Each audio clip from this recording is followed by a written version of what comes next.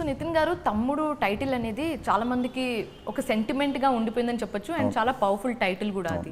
So ఈ movie కోసం ఈ టైటిల్ ఎందుకు ఫిక్స్ చేశారు, ఎవరు ఫిక్స్ చేశారు?